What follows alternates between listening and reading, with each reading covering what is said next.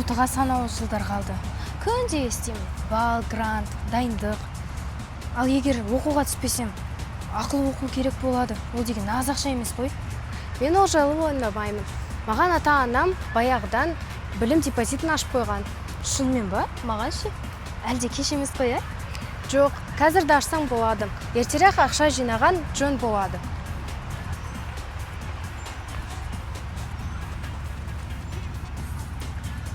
Бұл депозит қалай жұмыс істейді өзі? Түк түсінген жоқпын. Мен де бірден түсінген жоқпын. Кеттік бірге интернеттен көрейік. Міне, Финграмата KZ сайтындағы мақала. Қара, бәрі қадам-қадаммен түсіндірілген.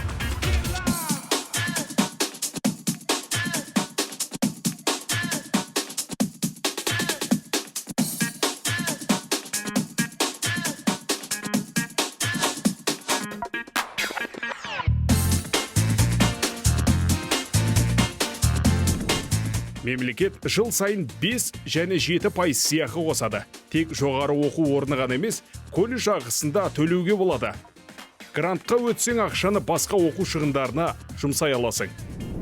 Ой, егер грантқа түссем де ақша жоғалмайды екен. Жатақхана, тамақ, техника бәріне жарайды.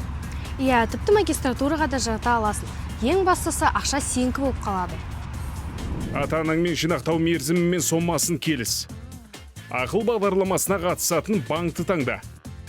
Депозитті онлайн немесе банк бөлімшесінде аш. Ай сайын өзің қалаған соманы салып отыр. Әкемен ақыл депозитін ашқым келеді.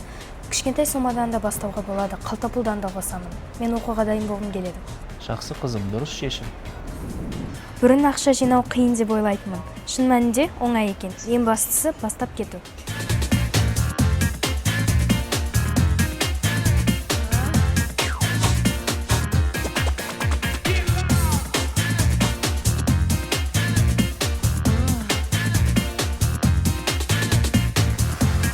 Білім сен болашағың. Жинауды бүгіннен баста. Ақыл бағдарламасы саған бұл жолда көмектесе алады.